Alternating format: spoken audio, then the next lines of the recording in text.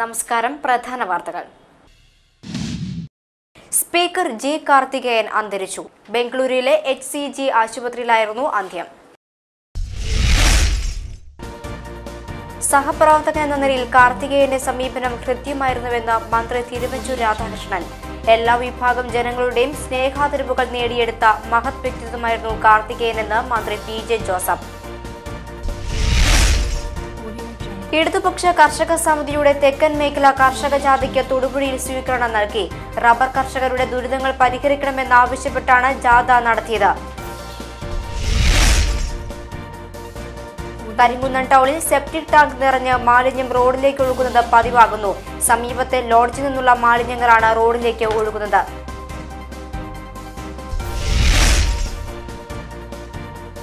കൗമാരക്കാർക്കായി കരിമണ്ണൂരിൽ football coaching ക്യാമ്പും selection ട്രയലും ആരംഭിച്ചു. കൈരളി സാംസ്കാരിക വേദിയാണ് കൗമാരക്കാർക്കായി ക്യാമ്പ് സംഘടിപ്പിക്കുന്നത്.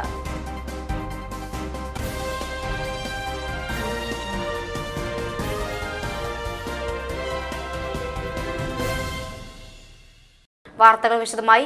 സ്പീക്കർ ജി കാർത്തികേയൻ അന്തരിച്ചു. ബംഗളൂരുവിലെ HCG ആശുപത്രിയിലായിരുന്നു അന്ത്യം. അർബുദ ബാധയെ തുടർന്ന് 17 ദിവസമായി ചികിത്സയിലായിരുന്നു.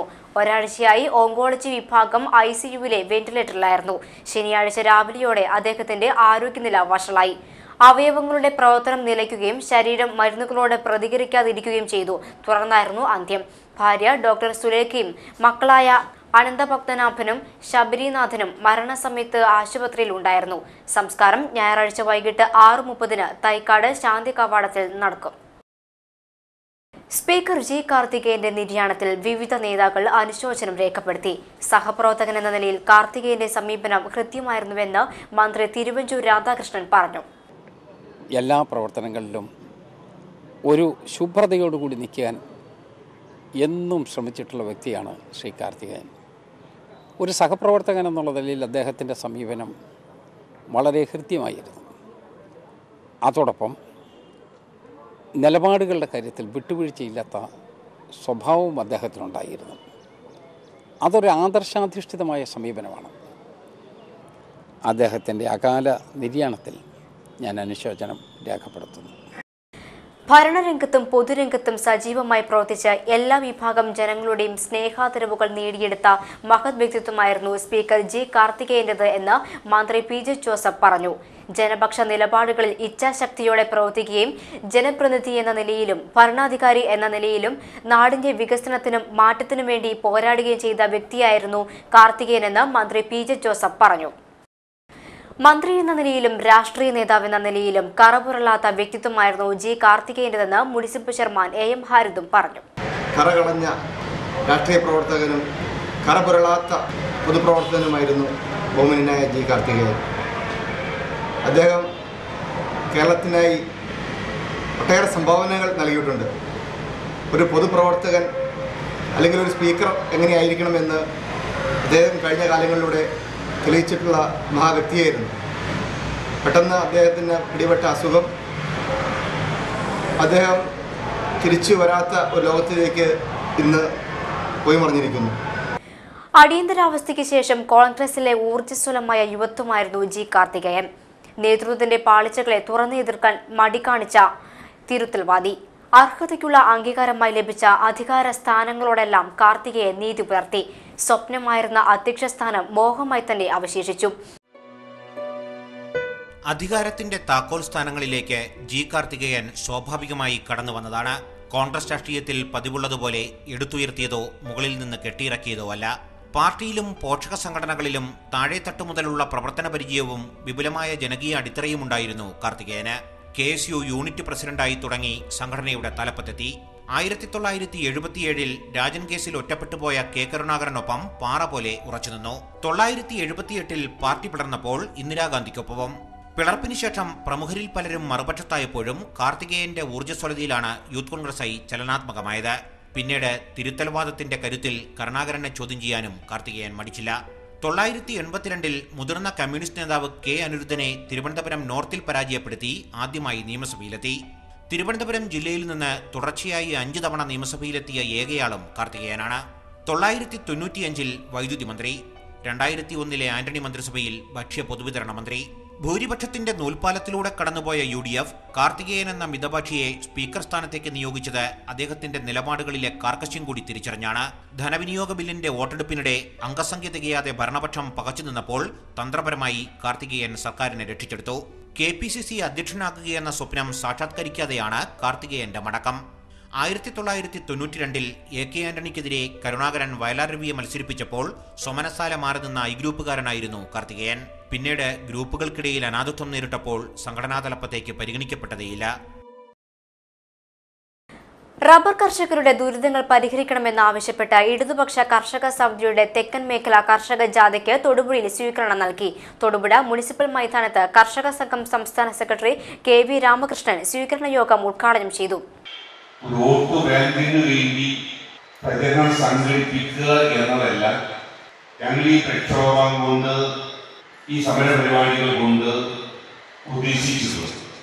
കേരളത്തിലെ കാർഷിക മേഖലയിലെ നട്ടെല്ലാണ് റബ്ബർ എന്നുള്ളത് ഞങ്ങൾക്കറിയാം.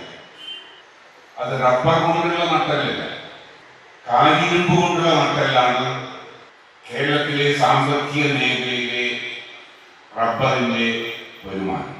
കേരളത്തിൽ മാത്രമല്ല, ഇന്ത്യ ഗവൺമെന്റിന് തന്നെ പ്രധാനമായും വിദേശ നാണ്യം നേടിക്കൊടുക്കുന്ന ഒരു കാർഷിക വിഭവം കൂടിയാണ് റബ്ബർ എന്ന് നാം ഏവർക്കും അറിയാം. ഏതാണ്ട് 12,000 കോടി രൂപയുടെ അഖിലേന്ത്യാ കിസാൻ സഭ സംസ്ഥാന പ്രസിഡന്റ് V ചാമുണ്ണിയാണ് ജാഥയ്ക്ക് നേതൃത്വം നൽകുന്നത്. വിവിധ കർഷക സംഘടനാ നേതാക്കളായ ജോർജ് മാത്യു, അഡ്വക്കേറ്റ് ഓമല്ലൂർ ശങ്കരൻ, മാത്യു വർഗീസ്, വേണുഗോപാൽ, ജൂബി കുന്നപ്പള്ളി, കരുണാകരൻ പിള്ള, KC ജോസ് എന്നിവരാണ് ജാഥ അംഗങ്ങൾ. സംയുക്ത സമരസമിതി ജില്ലാ ചെയർമാൻ മാത്യു വർഗീസ്, കർഷക സംസ്ഥാന വർക്കിംഗ് കമ്മിറ്റി അംഗം PP ചന്ദ്രൻ, KP Mary, K Salim Kumar, Soman S Nair, NV baby, N Sivarajan, MM Mammoonju, Sunil Sebastian തുടങ്ങിയവർ പ്രസംഗിച്ചു. തൊടുപുഴ അന്നപൂർണേശ്വരി ക്ഷേത്രോത്സവത്തോടനുബന്ധിച്ച് നെല്ലിക്കാവ് ക്ഷേത്രത്തിൽ നിന്നും ഘോഷയാത്ര പുറപ്പെട്ടു. നിരവധി ആളുകൾ ഘോഷയാത്രയിൽ പങ്കെടുത്തു.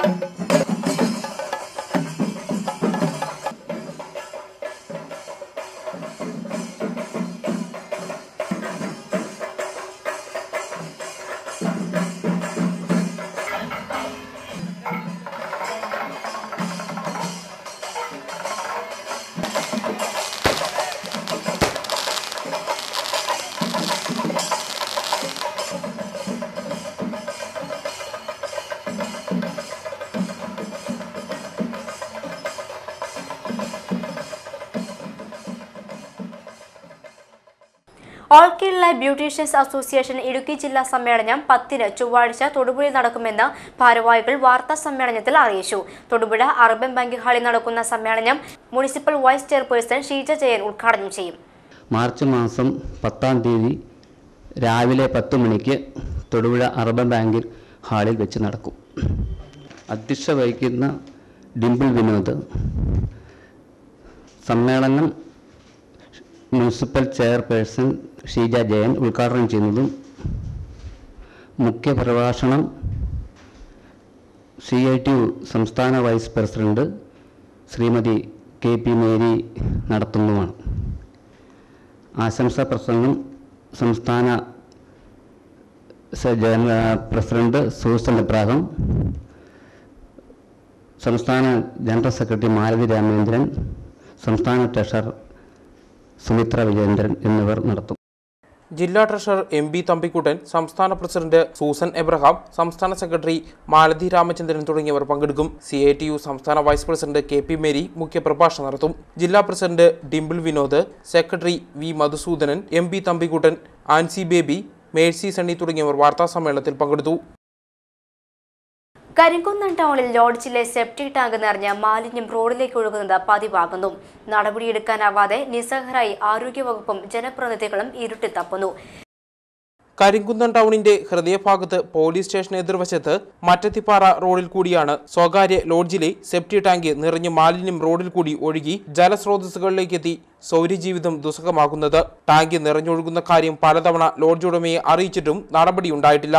മാലിന്യ കാരണം പറഞ്ഞ് കച്ചവട സ്ഥാപനങ്ങളിലേക്കും ജനങ്ങൾ കടന്നു ചെല്ലാത്ത അവസ്ഥയായി. മറ്റത്തിപ്പാറ ഭാഗത്തേക്കുള്ള ബസ് സ്റ്റോപ്പും വായനശാലയും സ്ഥിതി ചെയ്യുന്ന റോഡിലേക്കാണ് ദുർഗന്ധം വമിക്കുന്ന മലിനജലം ഒഴുകിയെത്തുന്നത്. ഇവിടുന്നുള്ള വെള്ളം അടിച്ചാൽ റോഡിലേക്ക് വിടുന്നത്. അപ്പോൾ താഴെ തന്നെ കിണറ്. ഇത് 2-3 ദിവസമായി പറയാൻ തുടങ്ങിയിട്ട്. ഇത് പറഞ്ഞിട്ട് അയാൾ പറഞ്ഞത് റോഡിലേക്കല്ല വേറെ കൊണ്ട് വിടുന്നതെന്ന്. രാവിലെ ശക്തമായിട്ട് അത് ഒഴുകിക്കൊണ്ടിരുന്നു. ശക്തമായിട്ട് ഇത് അവിടെ കൊണ്ട് ബസ് ഇടുന്നു. ഇവിടെ രാവിലെ സാമ്പ്രാണി കത്തിക്കുന്നത് ഈ കടക്കട. ഇത് എത്ര ദിവസമായി എന്നറിയോ ഇത്? ഇതിപ്പോൾ രാവിലെ ഈ മണം വന്ന് വെള്ളം അടിച്ചു കൊടുക്കുന്നത്. ഇത് ഈ വേനൽക്കാലത്ത് ഇതിങ്ങനെ വരുന്നിടത്തോട്ട് 2 മഴ പെയ്ത് കഴിഞ്ഞാൽ അത് രാവിലെ ആൾക്കാർ കൂടി കഴിയുമ്പോഴത്തേനും അവർ ഉപയോഗിച്ച് കഴിയുമ്പോഴത്തേനും എയർ കൂടി പൊട്ടി രാവിലെ ഒഴിവാ. ഇനിയിപ്പോൾ ഇപ്പോഴത്തെ കുറച്ച് നേരത്തേനെ ഇരിക്കില്ല. ഇനി കുറേ വൈകുന്നേരം ആകുമ്പോഴത്തേനും അവർ പണിക്കാരെല്ലാവരും വന്നു കഴിഞ്ഞാൽ താമസക്കാർ വന്നു കഴിയുമ്പോഴത്തേനും വീണ്ടും എയർ കൂടി ടാങ്കി പൊട്ടി ഒഴിവാ. ഇപ്പോൾ ഒഴുകിക്കൊണ്ടിരിക്കുക.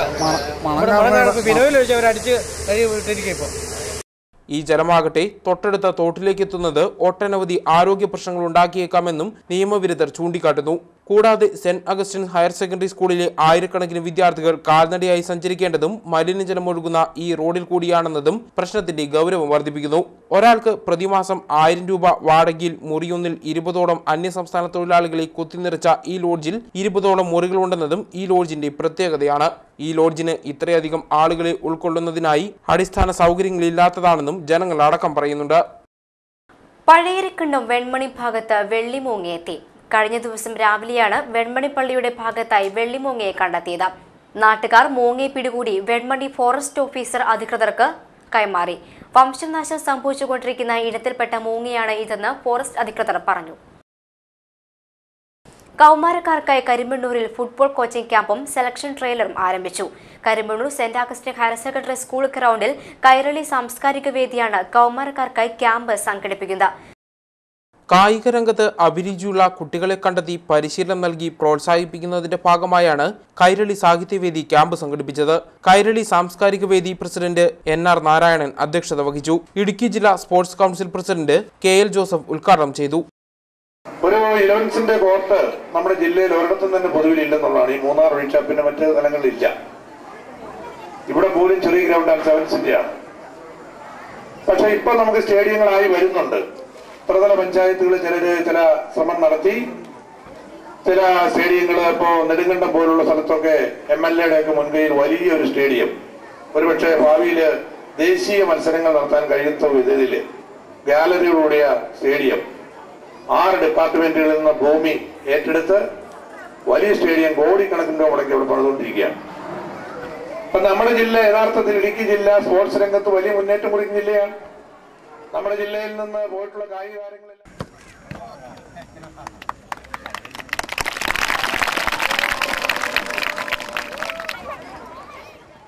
ഫുട്ബോൾ അസോസിയേഷൻ ഇടുക്കി ജില്ലാ president Tomy Joseph Kunnel, football coach KM Anwar, PA Salimkutty, school PTA president Joseph Vadakkel എന്നിവർ ആശംസകൾ അർപ്പിച്ചു. School head master Joseph John സ്വാഗതവും കൈരളി സാംസ്കാരിക വേദി സെക്രട്ടറി AJ വർക്കി നന്ദിയും പറഞ്ഞു.